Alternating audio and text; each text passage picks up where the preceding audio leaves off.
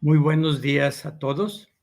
Soy Manuel Moreno, profesor jubilado de la Universidad de Guadalajara. Sí, el, eh, yo quisiera en esta breve intervención insistir en tres aspectos. Uno, la vigencia del pensamiento de Pablo Freire.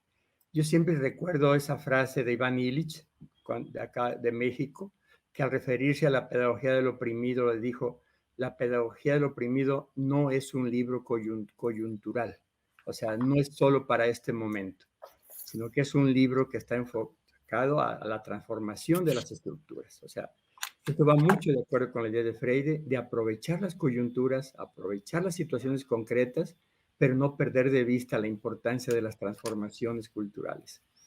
En, Desde ese punto de vista, en mi artículo yo hago una narración que le podía llamar de la ruralidad a la virtualidad.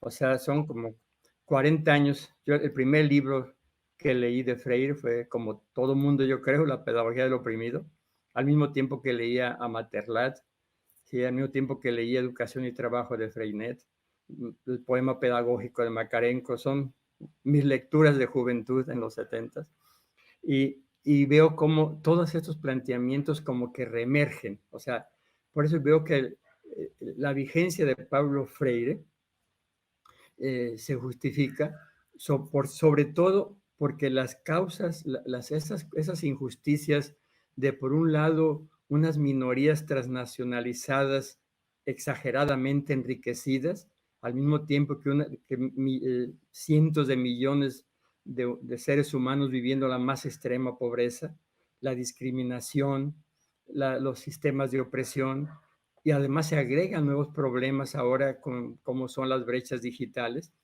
Yo creo que en ese sentido, las razones de un pensamiento liberador como el de Freire siguen vigentes, siguen presentes. Sí, y también haciendo mención de una idea de Freire, cuando él decía algo así como, si me quieren seguir, no me sigan. O sea, no hay peor cosa que le suceda a un pensador cuando convertimos sus ideas en dogmas, cuando convertimos a los grandes pensadores en estatuas y ya quedan ahí inamovibles, ya no se mueven y se repiten dogmáticamente sus ideas.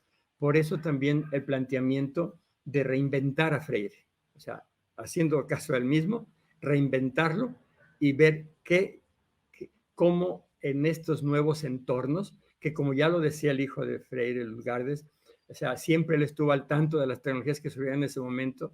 Entonces, también en ese sentido hay que reinventar a Freire, sobre todo porque desde mi punto de vista, lo más valioso de Freire no está en sus técnicas ni en su metodología.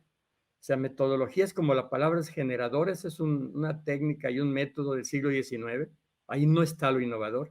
Lo innovador está en cómo esas palabras no solo generan palabras nuevas, sino generan un pensamiento crítico, ¿sí? Generan conciencia, generan una actitud transformadora, generan liberación, como que ir más allá de la palabra.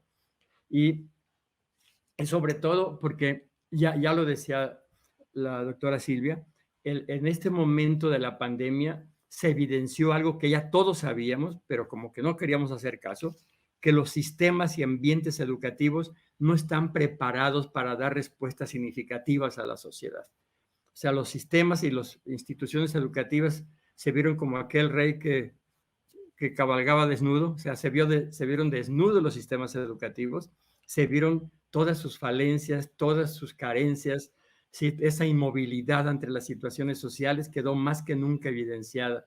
Esto también nos recuerda una de las, por ejemplo, de las obras que a mí de Freire que más me han gustado es cuando habla en las cartas a quien pretende enseñar, porque hace mención de esto que hace falta. O sea, los sistemas actuales insisten mucho en competencias profesionales técnicas, ¿sí? Para meter a la gente a competir en lugar de colaborar. Pero Freire, en este libro, como en otros, hace mención de esos valores intangibles, ¿sí? La tolerancia, la amorosidad, la intuición pedagógica, el educarse en la alegría y por la alegría de vivir, y la valentía, o sea, que también en este libro insiste mucho, aquí es donde hace falta esa mezcla, yo digo, que recomienda Freire, de valentía, de valor para enfrentar las situaciones, pero también de humildad para reconocer nuestras falencias. O sea, aquí las instituciones académicas que se fueron creadas para que la gente aprenda, deben de convertirse en organizaciones aprendientes, porque hasta ahorita la estructura de las universidades siguen siendo las mismas, algunas tienen adherencias desde la Edad Media, otras desde el siglo XIX, o sea, todavía organizadas como se le ocurrió allá en los tiempos de Napoleón, o sea, como que hace falta esto, o sea, hacer que las organizaciones académicas aprendan y ojalá, ahora que tanto se insiste en regresar, algunos dicen a la educación, como que si la educación hubiera desaparecido, pero el afán es regresar a las aulas, ojalá esta experiencia nos haya servido para aprender, sí, que necesitamos reestructurar los sistemas y los ambientes educativos. Por eso, ya retomando otro concepto de Freire, hay que descolonizar las instituciones académicas. Por ejemplo, eso de estar siguiendo los rankings que establecen los organismos transnacionales como señuelos a donde van las instituciones se conforman con estar en el lugar 100 o 150, sabiendo que nunca van a ganar, porque siempre los criterios y los parámetros los van a establecer todos quienes detentan el poder en las organizaciones económicas y académicas, ¿sí?